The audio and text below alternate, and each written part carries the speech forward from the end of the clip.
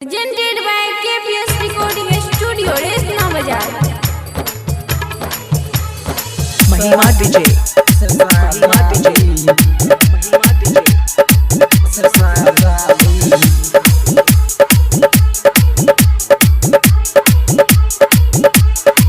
ये जान कर ले दोसरा से शादी, हम कैसे कि तोरा बिना जीबोगे, हम कैसे कि तोरा बिना जीबोगे। ये जान कर ले दोसरा से शादी, हम कैसे कि तोरा बिना जीबोगे।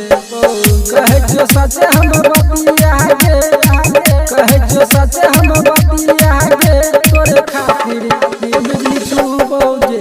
ये जान कर ले दोसरा से शादी, हम कैसे कि तोरा बिना जीबोगे, हम कैसे कि तोरा बिना जीबोगे। ये जान कर ले दोसरा से शादी, हम कैसे कि तोरा बिना जीबोगे।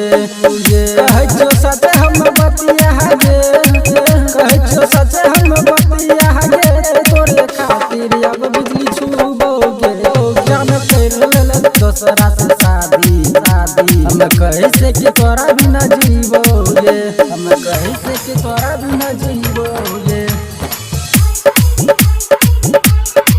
ये के साथ खेल रही है, कर रही हो प्यार गे, हमरा छोरी दोसरे के तू बनैले अपन बतार गे, बनैले अपन बतार गे।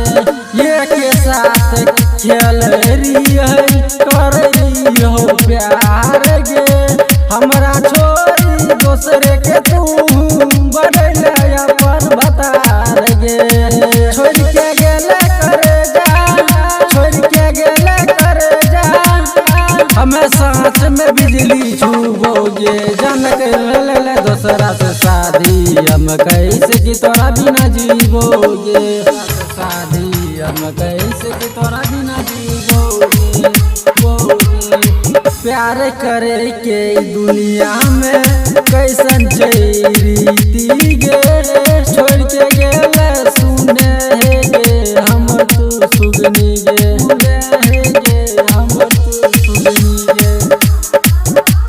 प्यार करे के दुनिया में कैसन रीति गे, छोड़ के गेले सुने गे हमर तू सुगनी गे, हमर तू सुगनी गे। सोनू पे हम के दिल में तू जियते छुरिया चलैले गे, सोनू पे हम के दिल में तू जियते छुरिया चलैले गे। जान कर ले दोसरा से शादी, हम कैसे कि तोरा बिना जीबोगे।